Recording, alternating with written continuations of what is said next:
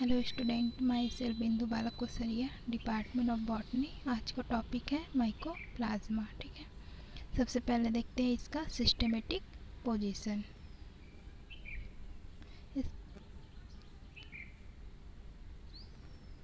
Kingdom इसका क्या है? प्रोकैरियोटा। ठीक है, डिवीजन है इसका स्केटोबैक्टीरिया, क्लास है मॉलिक्यूल्स और ऑर्डर है इसका माइकोप्लाज्मेटेल्स, फैमिली है इसकी माइकोप्लाज्मेटेसी और जीनस है माइकोप्लाज्मा। ठीक है, फिर देखते हैं इसका इंट्रोडक्शन।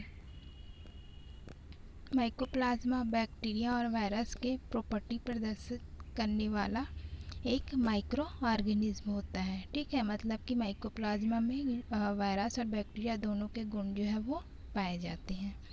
माइकोप्लाज्मा जो है वो एक प्रोकैरियोटिक ऑर्गेनिज्म है। ठीक है, जिसकी खोज नोकार्ड एवं रॉक्स नामक दो फ्रेंच साइंटिस्ट ने 1898 में प्लूरोन्यूमोनिया डिसीज से इफेक्टेड एनिमल्स के प्लूरल, ठीक है, फ्लूइड के स्टडी के समय की थी। ठीक है, डोई एवं उसके सहयोगियों जो कि कौन थे, जापानी साइंटिस्ट थे, ने 1967 में क्या किया, पोटैटो, विचेस, ब्रूम एवं एस्टर येलो में क्या सेल वॉल लेस, ठीक है, पॉलीमॉर्फिस या प्लूरोमॉर्फिक स्ट्रक्चर देखी। ठीक है, जिसे इन्होंने क्या कहा, माइकोप्लाज्मा लाइक बॉडीज या MLB नाम दिया था। ठीक है, बोरेल एवं उसके सहयोगियों ने सबसे पहले इसे PPLO नाम दिया। ठीक है, प्लूरो न्यूमोनिया लाइक ऑर्गेनिज्म। बाद में उन्होंने इसे माइकोप्लाज्मा नाम दिया। इन्हें वायरस और बैक्टीरिया की कनेक्टिव लिंक भी कहा जाता है। ठीक है, माइकोप्लाज्मा क्या है, वायरस और बैक्टीरिया का कनेक्टिव लिंक है, इसलिए इसमें दोनों के प्रॉपर्टी जो है वो पाए जाते हैं। ठीक है, फिर देखते हैं इसके characteristic features of mycoplasma. Mycoplasma जो है वो बहुत ज़्यादा कैसे होते हैं, सूक्ष्म होते हैं, बहुत छोटे होते हैं। ठीक है, कैसे होते हैं, यूनिसेल्युलर होते हैं, नॉन मोटाइल प्रोकैरियोटिक ऑर्गेनिज्म है। ठीक है, जिन्हें केवल हम कैसे इलेक्ट्रॉन माइक्रोस्कोप की सहायता से ही देख सकते हैं। ठीक है, ये डिसीज्ड प्लांट के फ्लोएम की सीव ट्यूब्स में पाए जाते हैं। ठीक है, ये पैरासिट या सेप्रोफाइट दोनों हो सकते हैं। इनमें सेल वॉल जो है वो एब्सेंट होता है। ठीक है, इसलिए इनका कोई निश्चित आकार नहीं होता है। ठीक है, जैसे कि यहाँ पे डायग्राम में देख सकते हैं कि ये हमारा क्या है, माइकोप्लाज्मा है, मॉर्फोलॉजी ऑफ माइक्रोप्लाज्मा, जिसमें कि हमको डिफरेंट साइज के जो है वो शेप के माइकोप्लाज्मा दिखाई दे रहे हैं। ये पॉलीमॉर्फिक होते हैं, बहुरूपी होते हैं, मतलब कोई भी रूप में ये प्रेजेंट होते हैं, कोई भी फॉर्म में। ठीक है, पाए जाते हैं। इनके कल्चर मीडियम में माइकोप्लाज्मा को कल्चर मीडियम में क्या किया जाता है, डेवलप किया जा सकता है। ठीक है, ये इतने अधिक सूक्ष्म होते हैं, माइक्रो ऑर्गेनिज्म होते हैं कि ये जो है वो बैक्टीरियल फिल्टर को भी पार कर जाते हैं। ठीक है, माइकोप्लाज्मा गैली सेप्टिक जो है वो अभी तक की ज्ञात सबसे सूक्ष्म जीव है। ठीक है, मतलब बहुत छोटा जो है वो माइक्रो ऑर्गेनिज्म। इनकी सेल्स जो है वो कैसे होती है, बाइलेयर यूनिट मेम्ब्रेन से घिरी रहती है। ठीक है,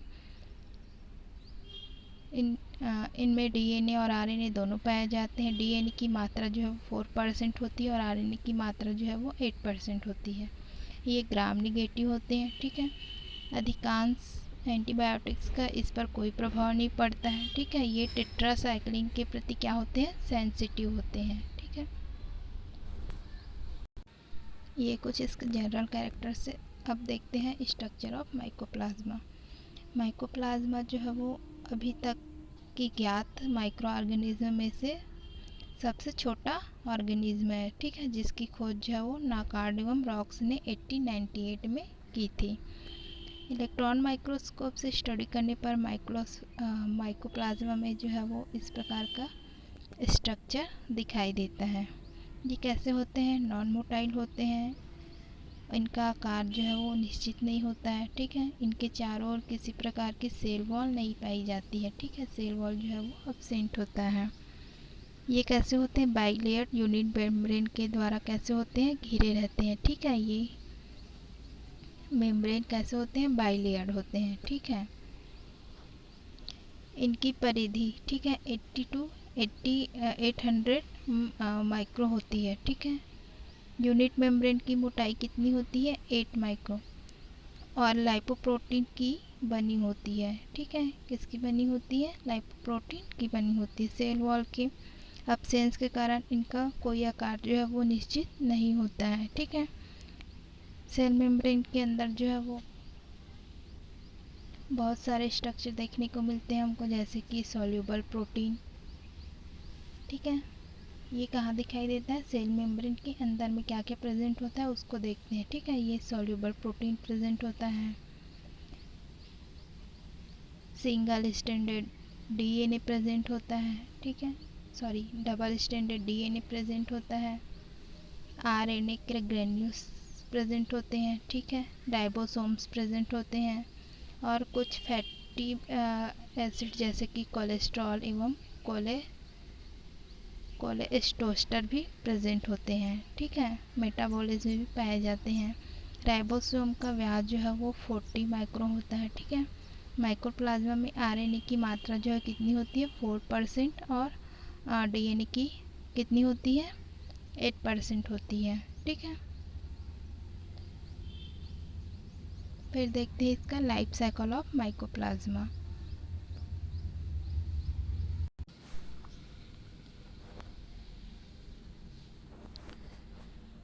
माइकोप्लाज्मा में रिप्रोडक्शन के मेथड जो है वो अच्छे से अभी तक जो है वो नहीं देखा गया, ठीक है।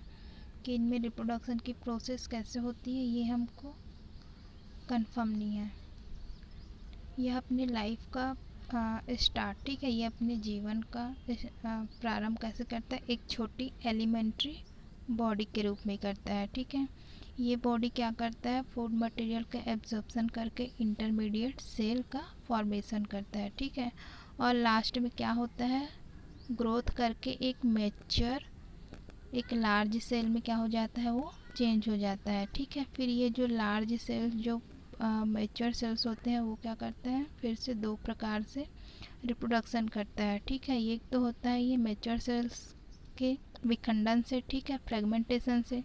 ये जो मैच्योर सेल्स है वो अपने आप को दो भागों में डिवाइड कर देता है, उसके द्वारा रिप्रोडक्शन की प्रोसेस होगी। या तो फिर ये मैच्योर सेल्स में एलिमेंट्री बॉडी के निर्माण से, ठीक है। इन दोनों मेथड्स के द्वारा क्या होता है? माइकोप्लाज्मा में रिप्रोडक्शन की प्रोसेस होती है, ठीक है। ये अपना लाइफ साइकिल ऐसे ही कंप्लीट करता है। फर्स्ट स्टेप में ये कैसा होता है? एलिमेंट्री बॉडी होता है, ठीक है। उसके बाद ये इंटरमीडिएट सेल्स में चेंज हो जाता है, फिर लार्ज सेल्स में। और ये लार्ज सेल्स क्या होते हैं? दो भागों में डिवाइड होकर क्या करते हैं? Reproduction of large cells without formation of elementary bodies, ठीक है। उसके बाद ये फोर्थ स्टेप में क्या होता है? Large cells with elementary bodies. Large cells में क्या हो जाता है? फिर से एलिमेंट्री बॉडी का फॉर्मेशन हो जाता है और ये फिर से एलिमेंट्री बॉडी जो है वो अपने पेरेंटल मदर सेल्स से अलग होकर क्या करते हैं?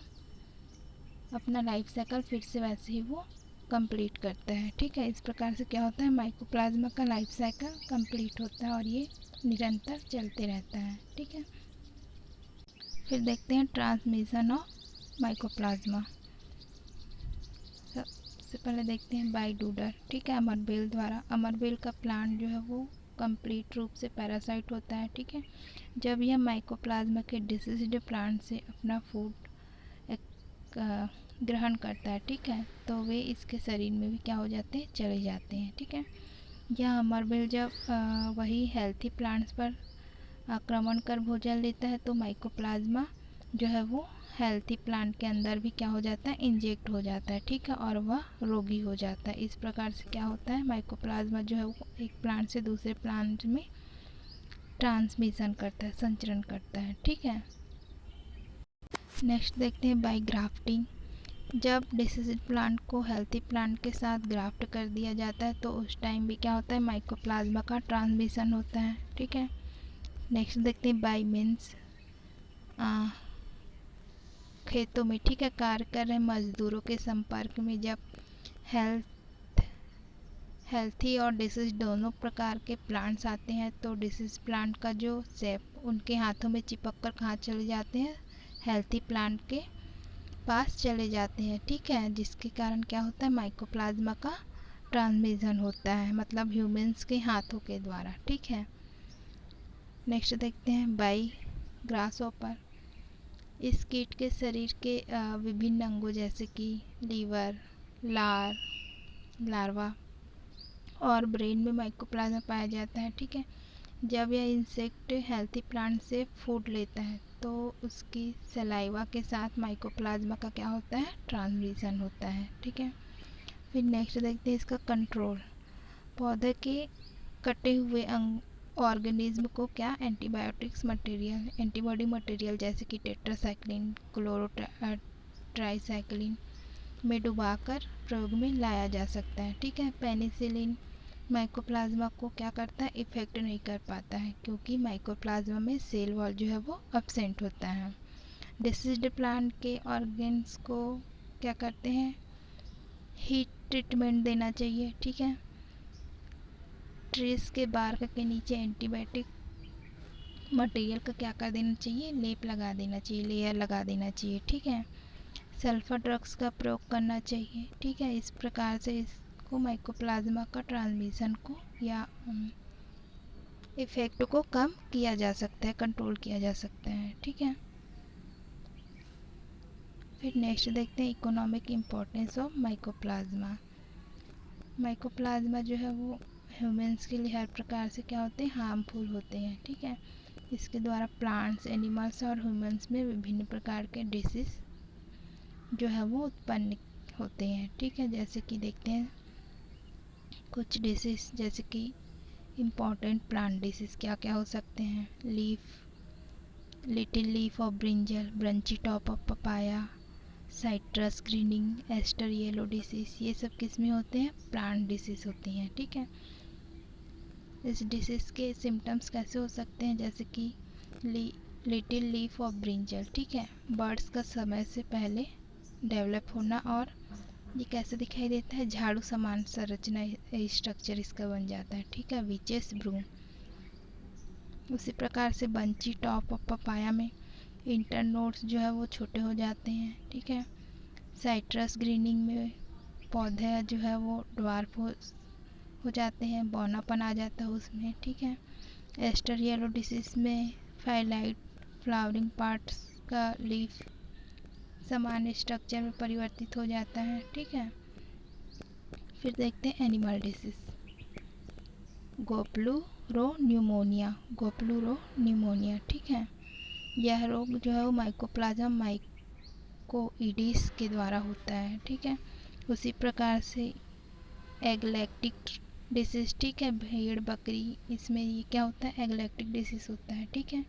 ये डिसीज माइकोप्लाज्मा एगलैक्टिकी के द्वारा होता है। ठीक है। फिर नेक्स्ट देखते हैं ह्यूमन डिसीज। ह्यूमन डिसीज में ह्यूमन इनफर्टिलिटी, ठीक है, जेनिटल इन्फ्लेमेशन, ठीक है, ये डिसीज जो है वो ह्यूमंस में पाए जाते हैं।